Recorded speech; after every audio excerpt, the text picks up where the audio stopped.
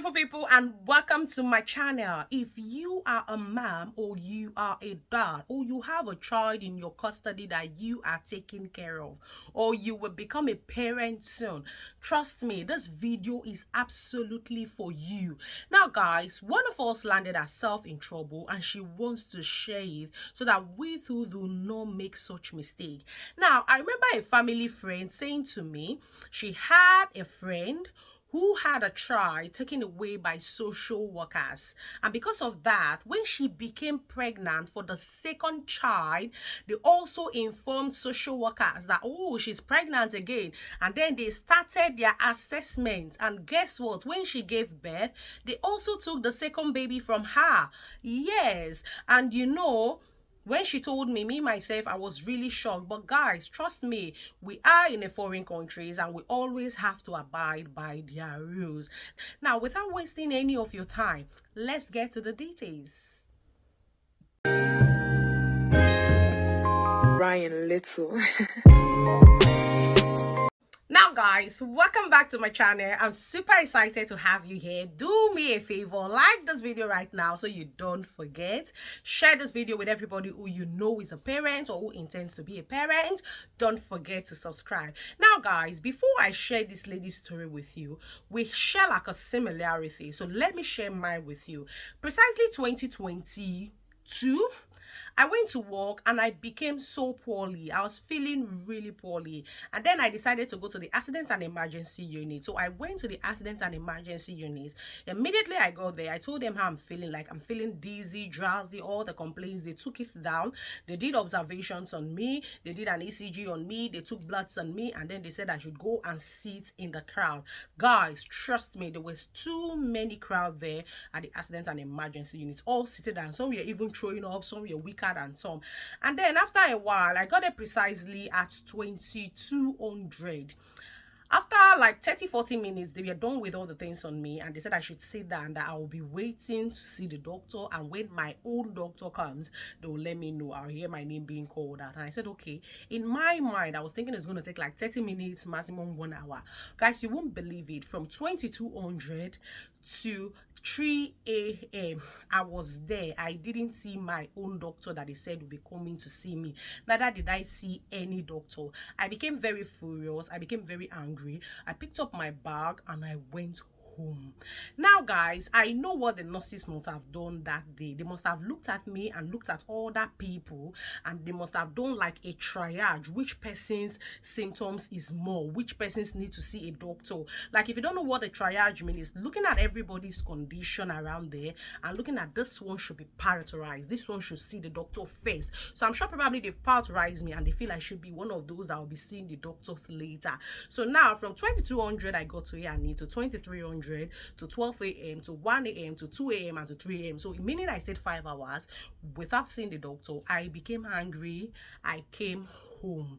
Even when my husband came to see me there, when he closed from work and he knew I was in A&E, he came there to see me. My husband was like, baby, ask more. They're attending to some others. Maybe if you, just show them, you always like bearing things. Just, show them how exactly it's doing you. Some people, because some people were crying there, some people were screaming there. So my husband was like, ask more. Like, let them know how it's doing you. Don't pretend to be strong when you know you are not strong. Really, I was really sick. But at 3 a.m., I didn't get any attention, or no doctor was coming to see me. I went home.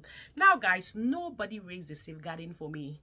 Nobody called me. I'm sure up to today, guys, I'm telling you, I didn't even know what my results read. The blood they did, I didn't follow up. I didn't continue. You understand? Now, nobody called me. That's not a good practice. Don't do that. But I'm coming to the cash. Nobody called me. Nobody raised safeguarding on me. Nobody showed much interest on me. I guessed why. Probably because they knew I'm an adult. I could make decisions for myself.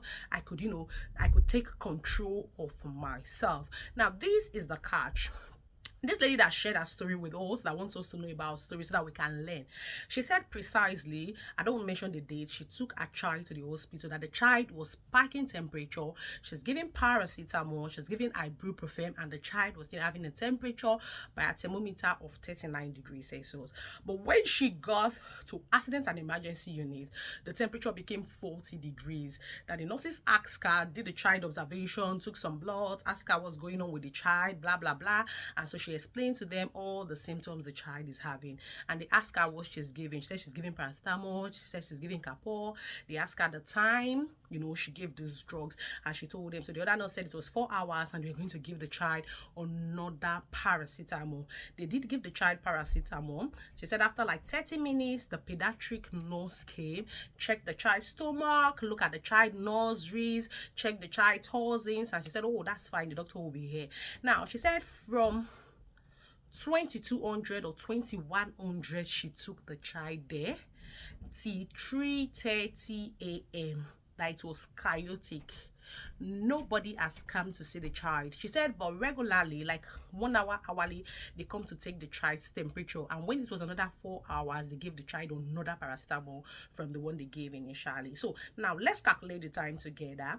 2200 to 2300 is 1 hour, to 12, you know, 2 hours, 1, 3 hours, 2, 4 hours, 3, 5 hours. So she said by the time it was 4 a.m. she became furious, she became fed up. She said she knew they were really busy, she knew there was massive crowd there, but she was tired, and she took her child back home. And she said the last temperature they did take, when the doctor had not, the last temperature they took on the child before she took the child home, the child temperature was down to 38 degrees. From 40 degrees she came with the child to the hospital. So they didn't see a doctor, and she took the child home. And she said when they go home, after, like, the child wasn't sick anymore. You know, those children, she said even while they were there, the child was busy playing around. You know how those children behave of their age, and the child was 5. Now she said fast forward to 2 weeks later, she got a letter. They've raised the case for her, and according to the case raised against her, that there's neglect of the child. She was not worried about her child's health at all. She took the child to the hospital, did not even bother to ask of the child result, did not do a follow-up, took the child home, and never. So they raised a lot of cases of neglect, safeguarding, and stuff like that were raised on her. Now when she said this, I remember vividly my story, but you know me, I'm an adult, so I'm sure they would have been like, is a problem if she doesn't want to take her health serious, you know what I mean? But this baby is just 5, and you know, because you're 5, you're still a child. It's only when you are 18 you are being considered an adult. So they raised a lot of safeguarding on her, a lot of problems for her. She said, Nosvi, it was not easy. It wasn't that I never knew I did anything wrong. I really loved my child. I really care for my child. Of course she does. It's only a mother that cares for her child. I'll take her child to the hospital in the first place. So she loves her child. She loves her son. She really cares about her son. But then, because she wasn't seeing the doctor and she stayed over 5 hours, 10 to 4 a.m. is 6 hours precisely. You know what I mean? And so she took the child home, and they raised a lot of case on her. So now, guys, this is the catch. Make sure if you take your child to the hospital, you wait to see a doctor before you take your child home. This is currently what happened to one of our colleagues. Don't be judgmental. If you have anything that has happened to you before, put it in the comment section. She's not sharing the story with us so that we can judge her and say you're a bad mother. No, she's just sharing with us so that none of us put ourselves in such circumstances. Do you understand? So thank God for her. She said by the grace of God she's done with that, and it's all been sorted, but it took them a lot of time. So I'm saying this to you so that we don't make any mistake. If you have been in such situations or any other situation regarding children, type it in the comment section. Let me know what you think. You know what I mean? So, but guys, that is what I want to share with you, and she was exactly happy for me to share the story with you. She said she's okay now. It's all been sorted, but the only challenge is they still have her in their record. They have her in their record that she's had a history of such, and so now she has to be very, very careful. You know what I mean? So guys, if you take your child to the hospital, make sure you wait for your child to be seen by a doctor, even if it takes 15 hours, so that you don't get into problems, so that they don't raise safeguarding for you, and so that they don't say you are neglecting your child, you don't value your child, and you don't value the health of your child, and so that you don't get into more problems. She came out from that problems, but we don't want such problems. All right, guys, thank you so much for watching. I'll see you in another of my juicy video. Let me know what you think in the comment section. Until I see you again, have a lovely evening. Bye, guys.